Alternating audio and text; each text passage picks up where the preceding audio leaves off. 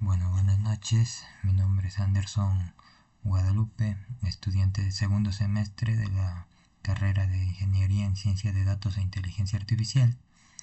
Estoy cursando el segundo semestre y esta vez les voy a presentar un tema sobre la ciencia de datos en los negocios. Bueno, para empezar, vamos a desentrañar el valor de los datos en el proceso de la ciencia de datos. Para esto hay que tener varios puntos, por ejemplo la definición y el alcance que tiene la ciencia de datos para un negocio. Aquí que nos explica en qué definición va a tener y el alcance la ciencia de datos. Es que la ciencia de datos es más que solamente análisis de datos, sino más bien es un campo integral que abarca desde la recolección de desde la recolección de los datos hasta la interpretación de los mismos y la aplicación de los hallazgos. También nos menciona que el poder radica en transformar los datos brutos en inteligencia accionable o que se pueda aplicar.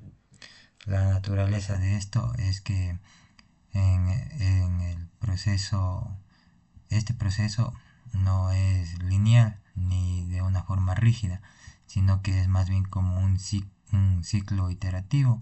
Esto significa que a menudo se vuelven a etapas anteriores a medida que se van obteniendo nuevos conocimientos o se identifican más problemas.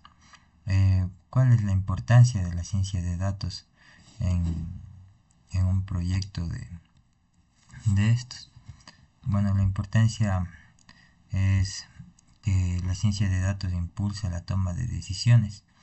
Eh, También optimiza los procesos, la identificación de nuevas oportunidades de negocio y la mejora de la experiencia del cliente. Bueno, para poner algunos ejemplos cotidianos en donde se aplicaría esto, bueno, se puede aplicar en sistemas de recomendación como son los de Netflix, los de Amazon.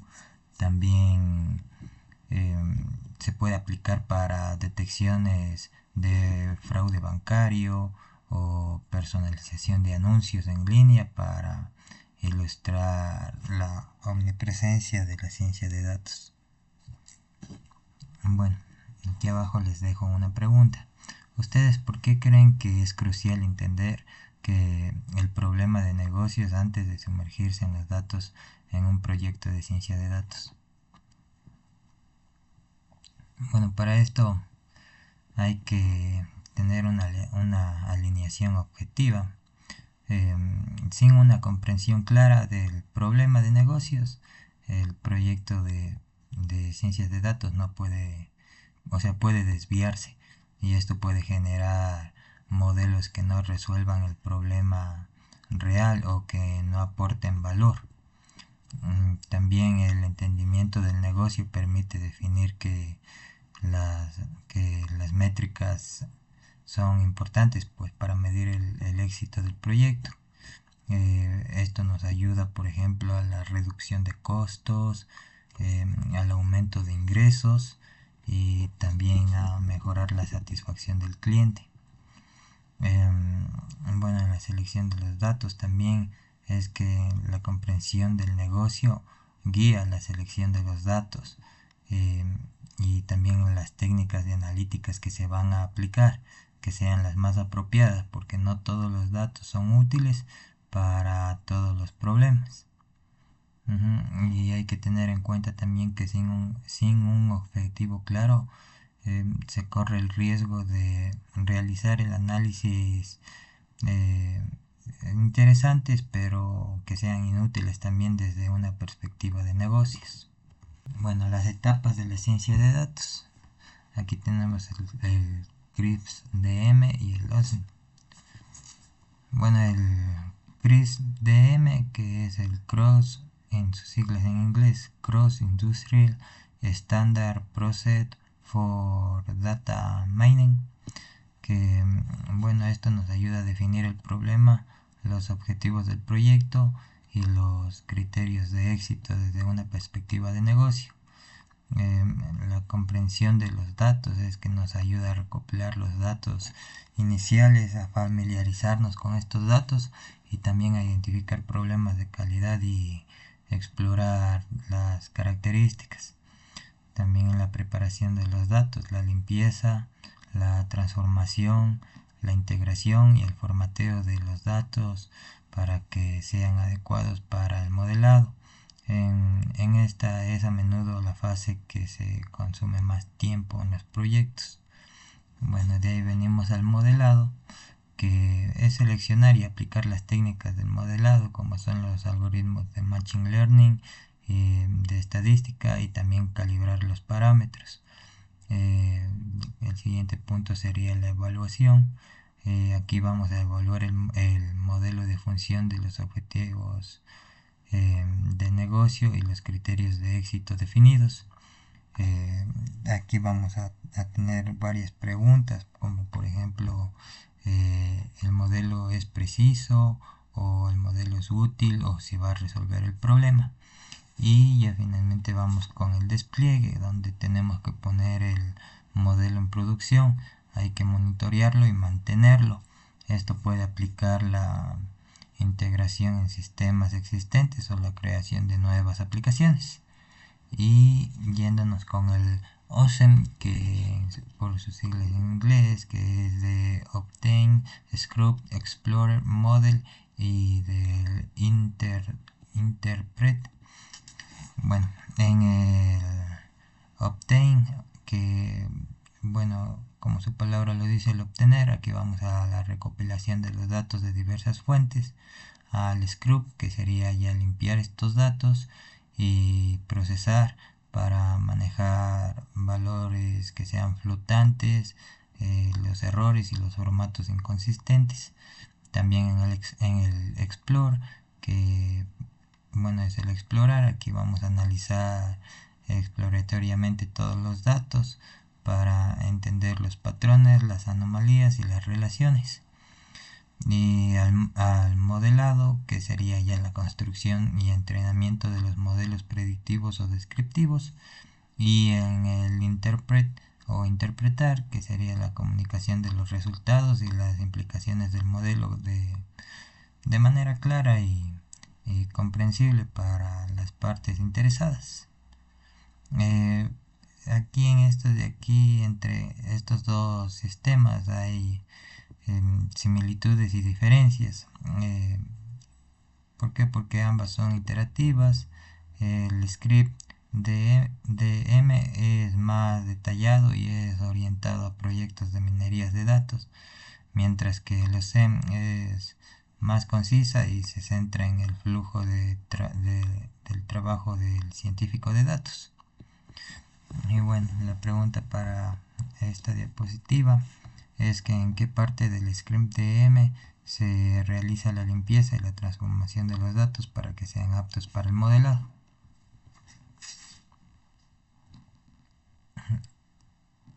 Bueno, la importancia de la preparación de los datos es que la calidad de los datos impacta directamente la calidad del modelo.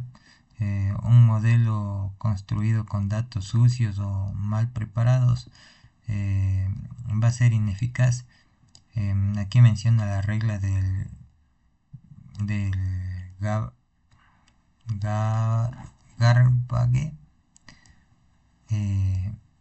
Bueno, no recuerdo muy bien sus siglas en inglés. Aquí menciona la regla de basura entra y basura sale. La interacción entre fases, por ejemplo, durante el modelado se puede descubrir que se necesitan más datos o una mejor preparación, lo que lleva a volver a fases anteriores. Vamos con la siguiente. Bueno, vamos a la clasificación de proyectos, de lo descriptivo a lo prescriptivo. Bueno, para el análisis descriptivo, aquí vamos a preguntarnos qué pasó. Nuestro objetivo aquí va a ser resumir y caracterizar datos históricos para entender el pasado. Las técnicas que vamos a utilizar son la estadística descriptiva, como la media, la mediana, la moda, la desviación estándar.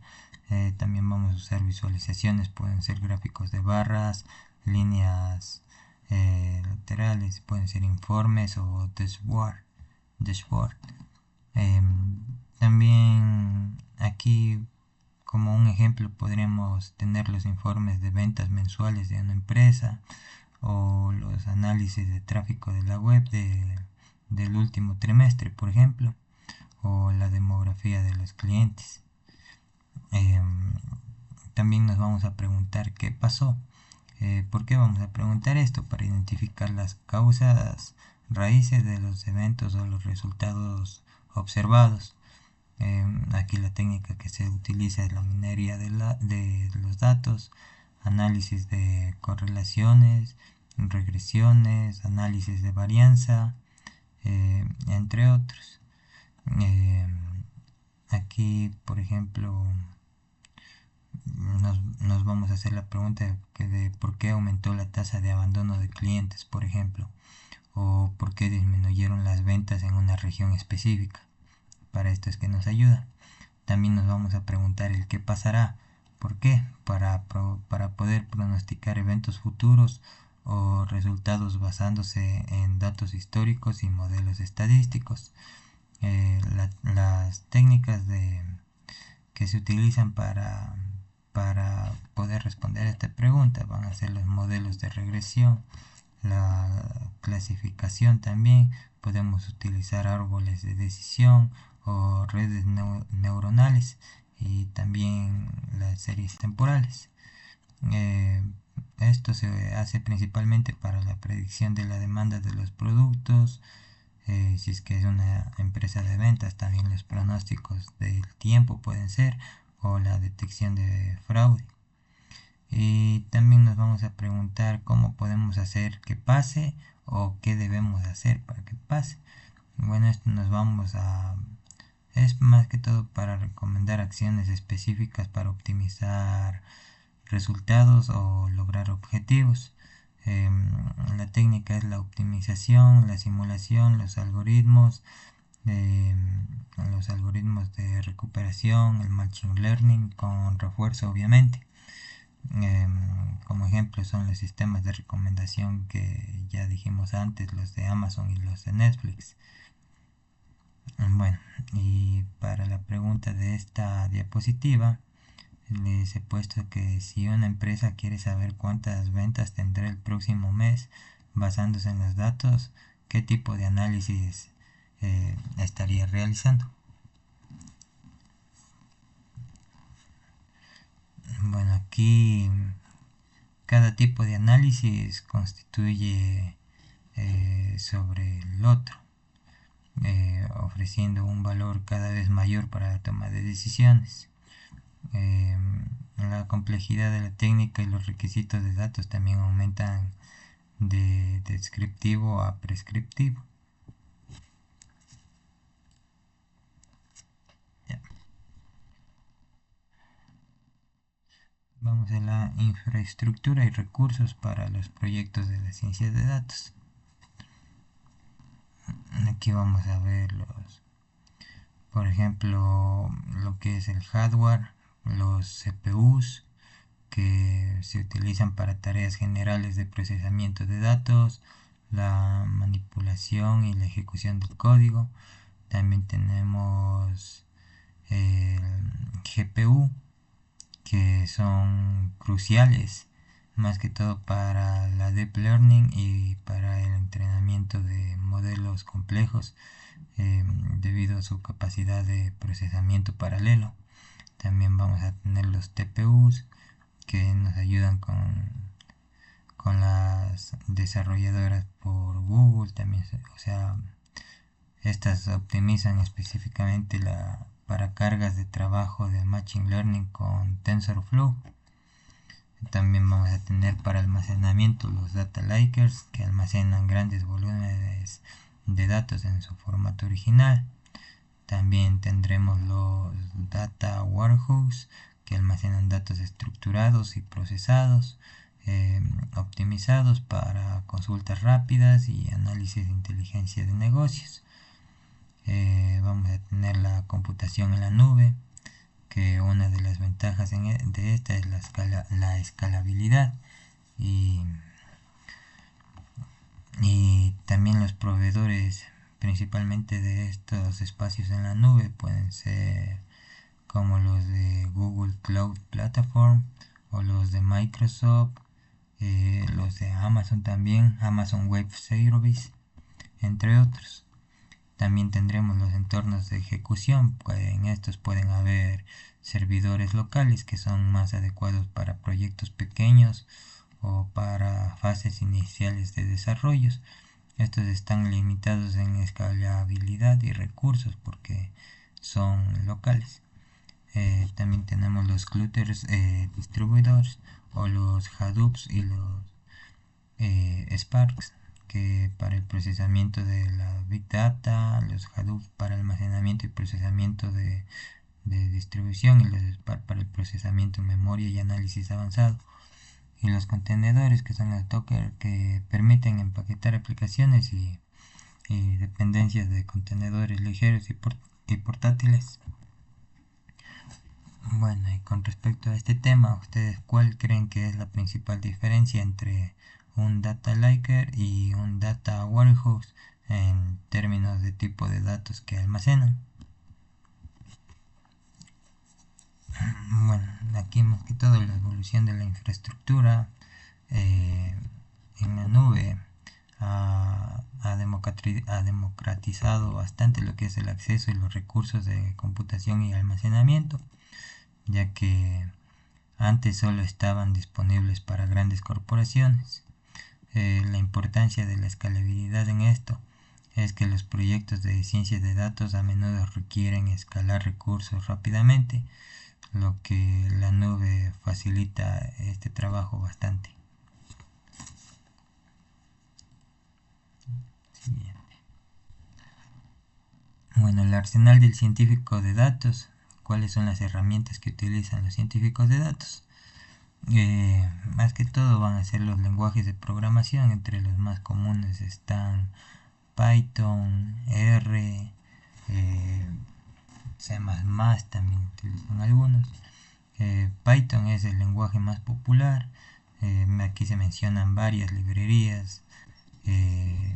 Las más importantes son Pandas, que es para la manipulación y el análisis de datos. También tenemos los NumPy, que es para cálculos numéricos, los scikit-learn, que son los machine learning clásicos, y los TensorFlow y los PyTorch, que son los para la deep learning. R también es un lenguaje fuerte en análisis estadístico y en visualización. Es popular en el ámbito académico y de investigación. También otra herramienta que utilizan los científicos de datos son las bases de datos. Aquí podremos tener en SQL, que es esencial para interactuar con bases de datos relacionales. Aquí podemos tener ejemplos como PostgreSQL o MySQL o SQL Server, y también otros que no son SQL, que son para datos no estructurados o semiestructurados, y cuando se requiere alta escalabilidad y flexibilidad. Algunos ejemplos de estos pueden ser MongoDB, Cassandra o Redis. También vamos a tener que utilizar la visualización como herramientas de BI, que serían Business Intelligence. También librerías de Python o de R como Matplotlib, Sherborne, Plotly, entre otros. También tenemos los entornos de desarrollador y de control de versiones, como pueden ser Jupyter Notebooks, Visual Studio Code. También tenemos Git, GitHub, GitLab, entre otros. Y también vamos a utilizar la automatización y la orquestación, que podemos utilizar Apache Airflow, que es una plataforma para programar, para ejecutar y para monitorear flujos de trabajo de datos complejos. También podemos tener MLflow como una plataforma de código abierto para gestionar el ciclo de vida de Machine Learning. Bueno, y con respecto a esto, ¿ustedes qué herramientas es considerada el estándar para el control de versiones en proyectos colaborativos en ciencia de datos? Bueno, el campo que está en constante cambio y es importante mantenerse actualizado con las nuevas herramientas y tecnologías.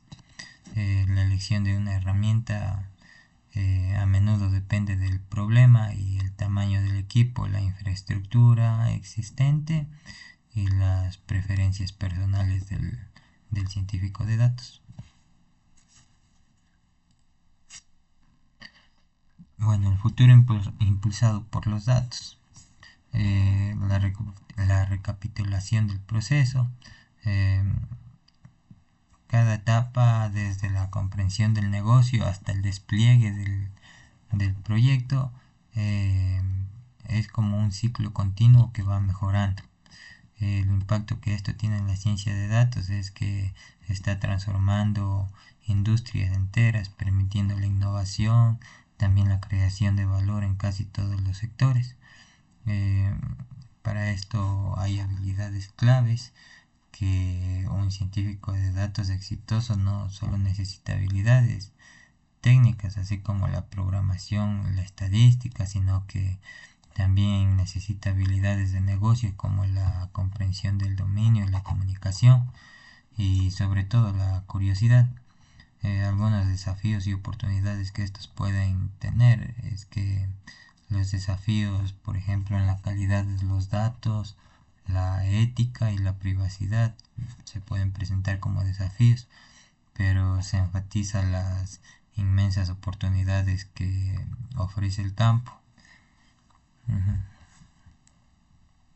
Eh, bueno, la pregunta para esta diapositiva es ¿qué aspectos del proceso de la ciencia de datos consideran más desafiantes y por qué?